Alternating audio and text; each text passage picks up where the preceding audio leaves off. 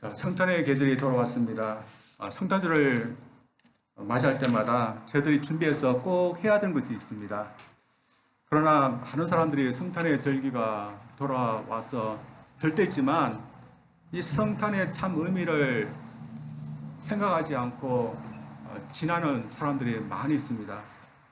만약 성탄의 의미를 생각하지 않고 성탄을 저희들이 보낸다면 참 저들이 해야 하는 것을 하지 않고 지나는 것입니다.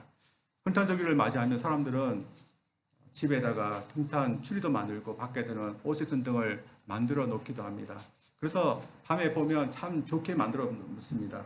그러나 그것만을 우리가 성탄절에 한다면 참 저들이 해야 되는 중요한 것을 하지 않고 지나가는 것만 보내는 것과 같은 것입니다.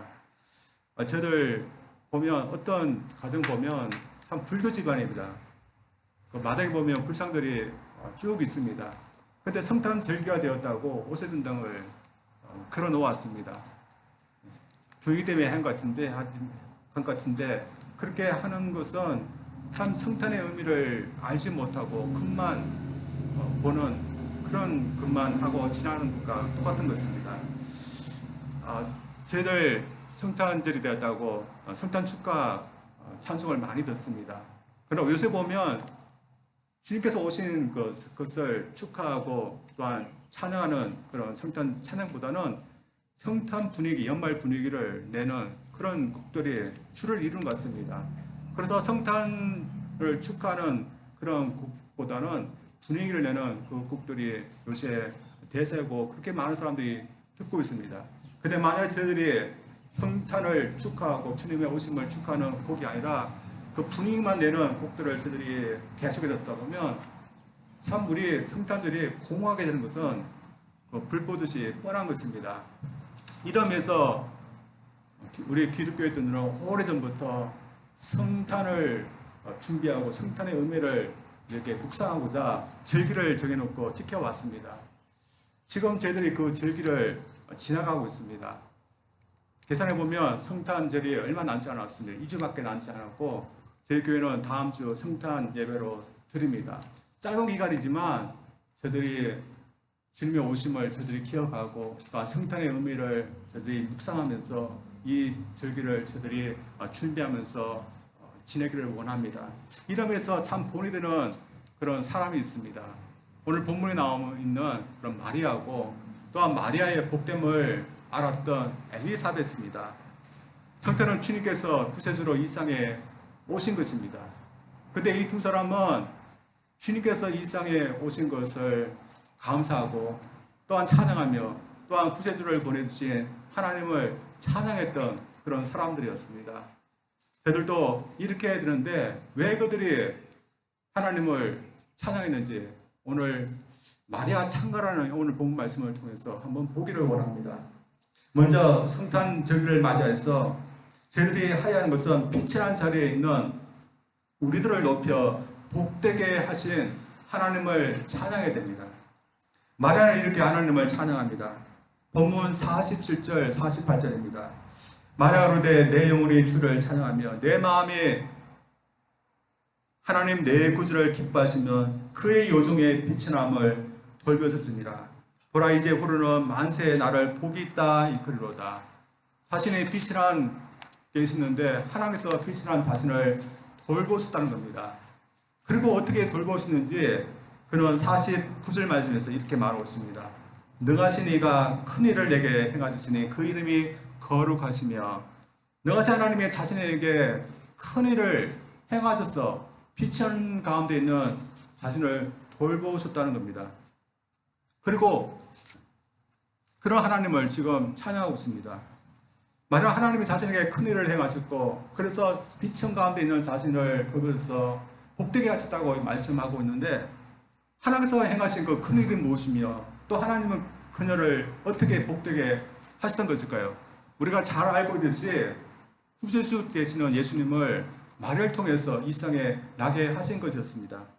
이 소식을 전해준 천사가 가브리엘인데 이 가브리엘 천사도 그녀에게 이 소식을 전했을 때 이게 복인 것처럼 그렇게 전해줍니다. 그래서 첫 번째 인사할 때도 이렇게 천사 말합니다.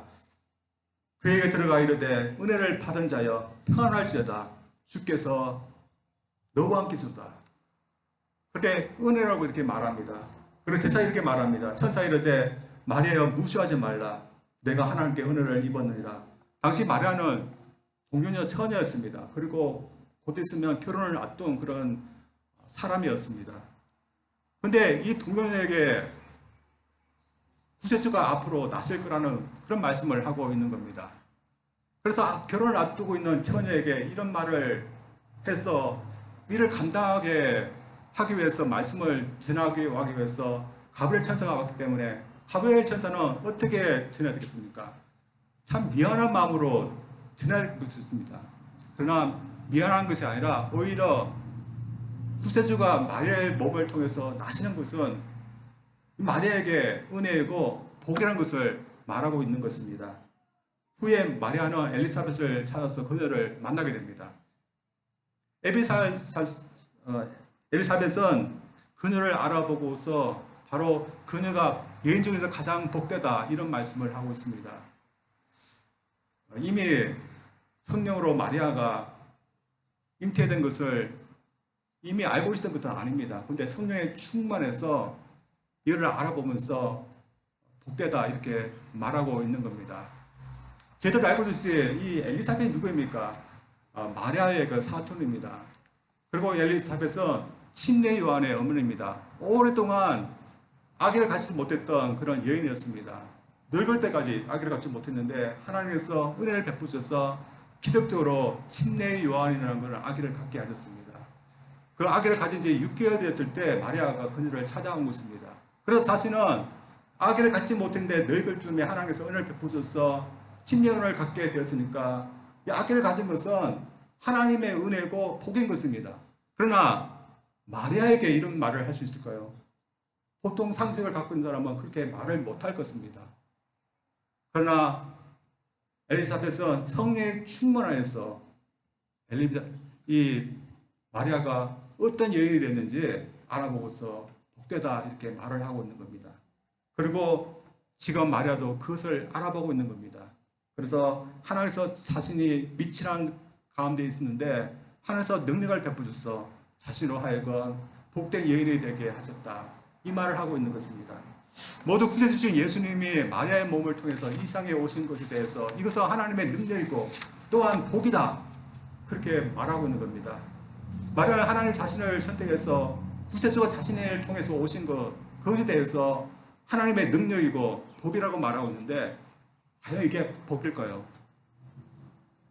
먼저 마리아 자신에게도 구세주가 그녀의 구세주이기 때문에 마리아가 의 몸을 통해서 구세주가 온 것은 그녀에게도 복인 것입니다. 어떤 가톨릭 신자들은 예수님께서 마리아 몸을 통해 오시기 때문에 이 마리아는 아무런 죄가 없는 그런 죄 없는 그런 사람이었을 거다 이렇게 말하는 사람들도 있습니다. 그래서 마리아를 예수님의 어머니, 예수님과 같은 위치에 두려고 하는 사람들도 있습니다. 그러나 마리아 자신은 그렇게 생각하지 않았습니다. 마리아 자신은 하나님을 어떻게 부르는가 하면 내 구주 그렇게 부르면서 자신이 여전히 죄인 중에 한 사람임을 고백하고 있습니다. 그래서 자신을 구속하기 위해서 구세주가 오신 것에서 그가 먼저 기뻐하고 감사하고 찬양했던 것입니다. 만약 마리아가 아무런 죄가 없는 성녀였다면 어떠했을까요? 그런 구세주가 오신 것 때문에 그런 기뻐하지는 않고 구세주의 어머니가 된 것으로만 기뻐하실 것입니다. 그래서 사람들에게 나는 구세주의 어머니야 그렇게만 자랑하고 다녔을 것입니다. 그러나 그는 그렇게 자랑만 할 수 없었습니다. 왜냐하면 그녀 자신도 죄인이기 때문에 그래서 비친한 자신을 크고 살펴서 구세주를 보내주신 것에 대해서 먼저 찬양하고 감사했던 것입니다. 그러나 이 여인은 이것도 있지만 다른 여인들보다 더 복된 것이 있습니다. 그것은 많은 여인들이 있지만 하나님께서 마리아를 선택하셨기 때문입니다. 그래서 오늘날도 저희들 마리아를 볼 때 어떻게 생각합니까? 마리아가 참 복된 여인이다 그렇게 말합니다. 당시 사람들 이 마리아를 어떻게 생각했을까요? 아직 처녀인데 구세주 성녀를 통해서 구세주 아기가 이렇게 잉태되었습니다. 그것을 보고 복되다 그렇게 말할까요? 복되다 그렇게 말하지 않는 사람들이 많을 것입니다. 어떻게 보면 더 복된 것은 자신이 지금 선택되었지만 자신의 결혼을 앞둔 처녀이기 때문에 하나님께서 다른 여인을 찾아가서 자신이 무사히 결혼을 하게 하는 것이 더 복된 것으로 생각할 수도 있습니다. 그러나 그렇게 한다면 주님이 구세주인 분이 자신의 몸을 통해서 이 세상에 오시는 영예도 또한 구세주가 자신의 가정에서 자라나시는 것을 돌봐주시는 그런 영예도 없어졌을 것입니다. 그래서 자신이 이런 일을 할 수 있게 된 것에 대해서 그는 이것이 복이다 그렇게 말하고, 그래서 앞으로 후세에 있는 모든 사람들이 자신을 복된 여인이라 그렇게 부를 것이다 그런 자신 있게 말하고 있는 것입니다. 그녀의 믿음대로 저희들은 마리아가 참 복된 사람이라고 저희들 말하고 있습니다. 그래서 저희들도 마찬가지라고 생각합니다. 저희들도 마리아처럼 믿음으로 고백하고 해야 할 것이 있습니다. 솔직히 오늘 성도들 보면 주님과 아무런 상관없이 살아가는 많은 사람들이 있습니다. 그래서 성도들이 다가오면 연말 때문에 또한 성탄의 분위기 때문에 좋아하는 사람들 많습니다. 또 그렇게 분위기를 즐기는 사람들 많이 있습니다. 그러나 우리 그리스도는 그렇지 않은 것입니다. 우리 그리스도는 성탄이 되면 우리의 구세주인 예수님께서 이 날에 이 세상에 오셨다고 그렇게 저희들은 믿습니다. 그래서 저희들은 우리의 방식으로 이 성탄절을 보내려고 합니다. 다시 말해서 우리는 우리를 위해서 이 세상에 주님께서 오셨다고 그렇게 고백하며 그분을 보내신 하나님께 감사하며 찬양하며 예배하려고 합니다. 또한 모든 사람들에게 이 성탄에 구세주가 오셨다고 또한 그렇게 전하려고 노력합니다. 참 세상 사람들 이렇게 하지 않으지만 저들은 그렇게 하려고 노력합니다. 이 두 사람들 중에 누가 복된 사람들일까요? 참 믿음으로 고백하는 저희들이 더 복되고 또 후세 사람들도 우리가 복된 사람들이라 그렇게 말할 것입니다.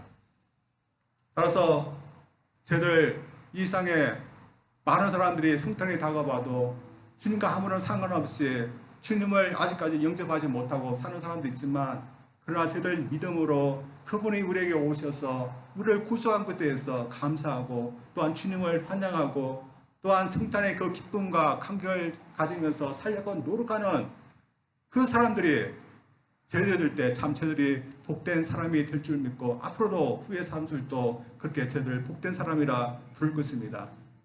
저희들 이런 복된 사람으로 살아가기가 쉽지는 않습니다. 아무도 성탄이 되면 주님을 생각하지 않는 그런 세상으로 전전되고 있습니다. 그 가운데서 성탄은 이 세상에 구세주가 오신 날이며 또한 앞으로도 저희들 그 구세주를 믿으면서 살아야 된다 그렇게 전하는 것이 쉽지 않습니다. 그러나 구세주가 이 세상에 오셨다는 것은 진리이며 그 진리를 믿고 그 구세주를 믿고 그 구세주 안에서 살아가는 그 사람이 참 복된 사람입니다. 우리가 그렇게 복된 사람으로 성탄을 기억하며 또한 이 세상에 오신 주님을 믿고 환영하며 또한 그분 인해서 감사할 수 있는 그런 복된 성탄 저들이 보내기를 원합니다. 다음으로 마리아처럼 성탄을 맞아 하나님께 찬양해야 하는 것은 구세주를 통해서 하나님 나라가 시작되었다는 것입니다. 마리아가 주님의 잉태 소식 때문에 찬양했던 것은 자신을 선택해 주신 것뿐만이 아니었습니다. 주님의 나심은 모든 인간과 관계되었기 때문에 앞으로 그 구세주가 하실 일 때문에 하나님을 찬양했습니다. 그래서 51절부터는 이런 찬양이 나오는데 읽어보겠습니다. 그의 팔로 힘을 보이사 마음의 생각이 교만한 자들을 흩었었고 권세 있는 자를 그 위에서 내리치셨으며 비치는 자를 높이셨고 줄이는 자를 좋은 곳으로 배불리셨으며 부자는 빈손으로 보내셨다. 앞으로 자신의 몸을 통해 구세주가 되실 예수님께서 어떤 일을 하실 것인지 말하고 있는 겁니다. 근데 마리아가 어떻게 구세주가 이런 일을 할 것을 알고 있었을까요? 이런 일은 당시 이스라엘 사람들이 다 고백해 왔던 것이었습니다. 구세주가 이 땅에 오시면 이런 일을 할 것이다. 그들은 믿고 있었고 마리아도 믿고 있었던 것입니다. 그들을 믿었던 메시아는 어떤 분일까요? 보기에 굉장히 혁명적인 일을 하시는 분입니다. 세상의 질서를 완전히 뒤엎으시는 일을 합니다. 본문에 나와 있는 것처럼 교만한 자, 권세 있는 자는 다 흩으시고 그 위에서 내려오게 하시고 비천한 자는 높이십니다. 부자, 가난한 자와 관련해서도 줄인 자는 좋은 것으로 배불리지만 부자는 빈손으로 내버리신다, 그렇게 말씀하십니다. 누가 봐도 현재의 질서를 뒤엎으시는 그런 내용입니다. 이스라엘에서는 자신들의 메시아가 이 세상의 현재 질서를 엎으시고 가난하고 비천한 자신들은 높여줄 것이라고 그렇게 믿어왔습니다. 아무래도 마리아도 유대인이기 때문에 이런 관점에서 말한 것 같습니다. 마리아는 이렇게 자신의 몸을 통해서 태어나실 구세주가 이런 일을 할 것이라 예상하고 또한 이런 일을 하게 하시는 하나님을 찬양하는데, 오늘날 우리에게 오신 구세주 예수님은 우리에게 어떤 분일까요? 우리에게 오신 예수님은 단지 개개인만을 구원하시는 그런 구원자 이상의 분이십니다. 온 세상을 통치하시고 온 만물, 온 우주를 통치하시는 그런 통짜로 이 땅에 오신 것입니다. 그래서 성탄은 저 유대 땅 아무도 알아주지 않는 한 인간이 태어난 것이 아니라 온 우주의 주관자가 이 땅에 오신 것입니다. 당시 말을 포함해서 유대인들은 참으로 비참한 처지에 있었습니다. 하나님의 선민이지만 오랫동안 여러 강대국에서 시달려 왔습니다. 마리아가 살던 시대도 로마에 의해서 시달려고 있던 그런 시대였습니다. 그 속에서도 부귀영화를 누리고 있는 그런 사람들이었지만 믿음으로 살려고 하는 사람들은 세상의 권력에 의해서 억압당하고 있던 그런 시대였습니다. 그런데 이런 세상 질서 계속 될 것이라 유대인은 생각하지 않았습니다. 그들의 메시아가 오면 이런 불의한 세상 질서 다 잡으실 것이라고 그들은 생각했습니다. 그래서 지금은 하나님이 없어요. 교만으로 교만해진 사람들, 그래서 동료 사람들도 생각하지 않고 억압하고 있는 그 사람들도 메시아가 오면 그 자리에서 분명히 내려오고 비천한 자들도 비천함이 계속해서 될 것이 아니라 언젠가는 다시 세워질 거라 그렇게 믿고 있었습니다. 그래서 메시아가 자신의 몸을 통해서 오신다고 생각하니까 드디어 우리가 믿었던, 우리가 바랐던 그 세상이 이제 왔구나 하면서 마리아는 하나님께 감사하고 또한 그 구세주가 자신의 몸에 오신 것에 대해서 너무 감격했던 것입니다. 그래서 마리아는 구세주의 그 이때 소식을 들을 때 오늘같이 분위기를 낼 수 있는 그런 것들이 없었지만 그 마음속에는 환희와 기쁨과 찬양이 있었던 것입니다. 사실 마리아가 바랬던 그런 세상이 아직 오지는 않았습니다. 지금도 세상도 마리아가 살았던 1세기 시대와 비슷합니다. 아직도 세상은 억압하는 사람도 있고, 그리고 비천한 자는 자신들의 비천함이 언제 끝날지 모를 정도로 그렇게 세상을 살아갑니다. 그리고 교만한 자는 얼마나 교만한지 모릅니다. 오늘도 날도 교만한 사람이었지만 옛날에도 그런 교만한 사람들이 많았습니다. 대표적인 사람이 바벨론의 느부갓네살 왕이었습니다. 이 사람은 당시에 바벨론이라는 그런 강국의 왕이었습니다. 이 바벨론은 얼마나 광활한 땅을 갖고 있었고 얼마나 강했던 그런 나라인지 모릅니다. 근데 그 곳에 왕이었으니까 그 사람이 얼마나 대단한 사람입니까? 그가 그랬었던지 너무나 교만했습니다. 하나님도 두려워하지 않을 정도로 교만했던 그런 사람이었습니다. 그래서 하나님 이를 보시고 경고를 했습니다. 내가 한 나라의 강대국의 왕이지만 내가 세워한 인간에 지나지 않는다. 그렇게 경고를 했습니다. 그러나 그런 경고에도 불구하고 계속해서 이 나라 내 힘으로 세웠다 하면서 교만했습니다. 그래서 하나님께서 이 교만한 왕을 치셨습니다. 하나님께서 그를 치게 하시자 그가 힘 한번 써보지 못하고 미치광이가 됩니다. 그래서 결국에는 왕에서도 내려오고 자신 스스로 시중처럼 풀을 뜯으며 살게 됩니다. 그리고 여러 세월이 흘렀습니다. 그런데 어느 날 하나님께서 그를 불쌍히 여겨서 그에게 정신을 차리게 하셨습니다.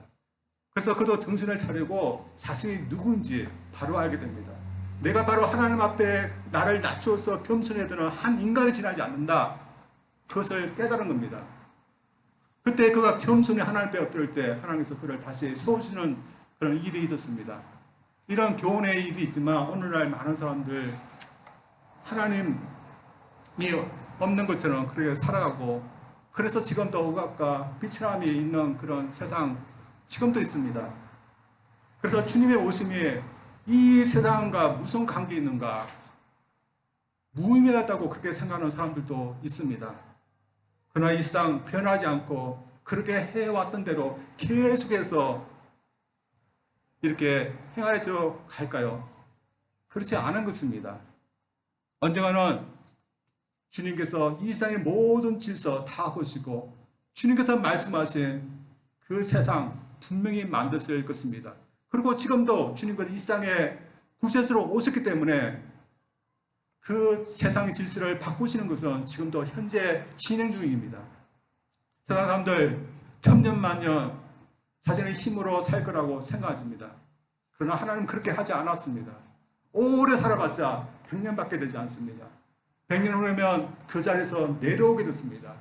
그리고 그 자리에서 내려와 주님 앞에 벌벌 떠게 되어 있습니다. 또한 주님 때문에 비천한 자리에 억압받으면서 살아가는 사람들도 마찬가지입니다. 그 비천함이 계속 되지는 않습니다. 언젠가 주님 앞에 서게 되면 그 비천함 우리 주님께서 알아주시고 높은 자리로 분명히 세워줄 것입니다. 그래서 이 마리아, 이것을 바라보는데 이 마리아의 그 믿음, 바람 헛되지 않은 것입니다. 이러면서 이 세상에 구세주로 오신 우리 주님, 이 세상에 심판자로 오시지만 우리에게는 구원자로 오신다는 것을 저를 계속해서 믿기를 원합니다. 이 세상의 악들도, 이 세상의 무시들도, 이 세상의 불의도 오직 구세주시는 예수님만이 해결할 수 있다는 것을 저들 믿기에, 예수님이 이 세상에 오시다는 사실이 세상에 무슨 의미 있고 이 세상에 사는 우리들에게 무슨 의미 있는가, 그렇게 살아가는 사람들처럼 저들 하지 않기를 원합니다. 대신에 이 마리아처럼 예수님이 구세주로 이 세상에 오시기 때문에 이 세상의 악도 언젠가는 다 없어지고, 또한 겸손히 하나님 앞에 의롭게 살아가는 자들은 분명히 구세주는 예수님께서 세워줄 거다. 이것을 믿고 저들이 살아가기를 원합니다. 그래서 이런 일을 할 수 있는 주님께서 이 세상에 오셨기 때문에 이 세상 성탄은 절에 와서도 주님을 영접하지 않고 기억하지 않고 살아가는 사람들에게 구세주가 이 세상에 오시다는 것을 저들이 담대하게 전할 수 있는 저들 되기를 원합니다. 또한 주님이 오시기 때문에 그 주님을 믿고 또한 살아가는 삶이 헛되고 또한 소용이 없다는 것을 저희들 보이면서 살기를 원합니다. 옛날 어느 나라에 아버지와 10살 된 아이가 어느 호숫가에 낚시를 하러 갔습니다. 그 호수에는 많은 물고기들이 있지만 가장 유명한 것이 농어였습니다. 근데 이 농어는 잡을 수 있는 그 때가 있었습니다. 근데 이 아버지와 아들이 한 날이 농어를 잡을 수 있는 그 허락받을 수 있는 그 바로 하루 전이었습니다. 그들이 낚시를 하다가 밤 10시까지 왔는데 갑자기 이 아들 낚싯대에 한 번도 잡아보지 못한 큰 농어가 잡힌 겁니다.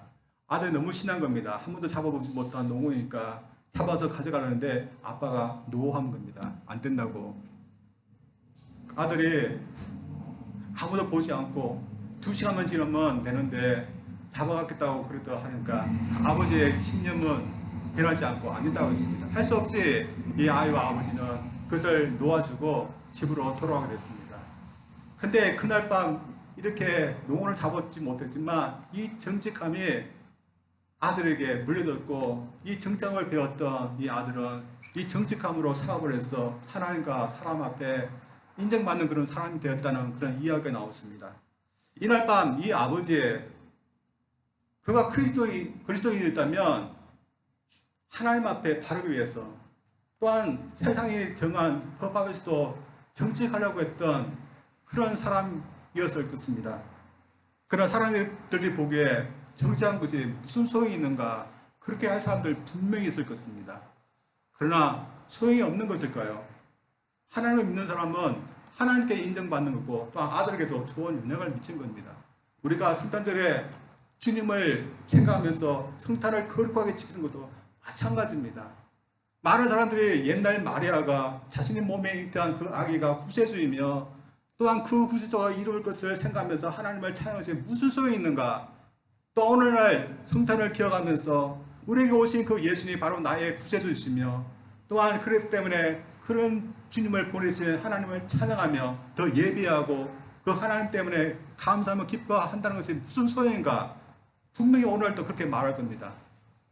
그러나 소용이 없는 것이 아닙니다. 왜냐하면 구세주는 이 세상에 오셨고 또한 구세주가 이루시는 그 나라, 그 세상은 지금도 이루어지고 있기 때문에 우리는 이 세상에서 다른 사람들과 다르게 사는 것 참 소용이 있는 겁니다. 저들 이런 의미에서 성탄절을 맞이하며 저들 주님을 기억하면서 주님 앞에 여러 번 예배하기를 원합니다. 또 이 세상에 왜 주님이 오시는가? 나를 귀찮은 나를 구하기 위해서 나를 생각하기 때문에 이 세상에 오셨다. 여러분 믿음으로 고백하는 거 여러분 할 수 있기를 원합니다. 우리가 그렇게 믿음으로 고백하고 주님을 사랑하고 환영하는 거 이 세상 사람들이 보기에 소용없는 거 볼 수 있지만 그것이 참 복되고 그것이 참 우리에게 의미 있는 것임을 여러분이 믿고 이 성탄날 다른 것을 생각하라 우리에게 오신 그 예수님을 환영할 수 있는 그런 복된 성탄 되기를 주의 이름으로 축원드립니다. 우리 기도하겠습니다. 하나님 감사드립니다.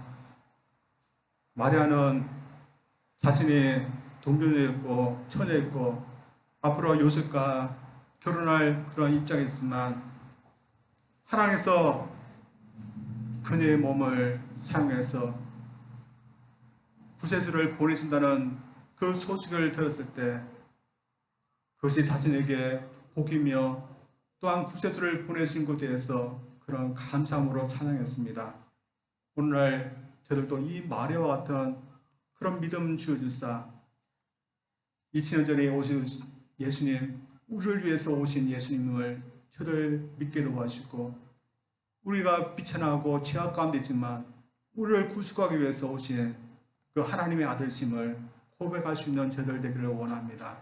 무엇보다도 이 세상 믿음이 없고 악 가운데 살아가고 있지만 구세주 되신 예수님께서 지금도 이 세상의 질서를 바꿔주사 온전한 하나님 나라를 만들어 가실 줄 믿습니다. 우리가 그 구세주 되신 예수님을 믿고 살아가는 저들 된 이상 믿음 없는 세상 사람들과 타락에 살게 도와주시고 특별히 주님께서 오신 이 성탄을 맞이해서 더욱더 저들 마음을 합하여서 우리 주님을 환영하고 주님을 드러내고 주님을 자랑하고 찬양할 수 있는 저들 되도록 은혜 베풀어 주시옵소서. 감사드립니다. 예수님 이름으로 기도합니다. 아멘.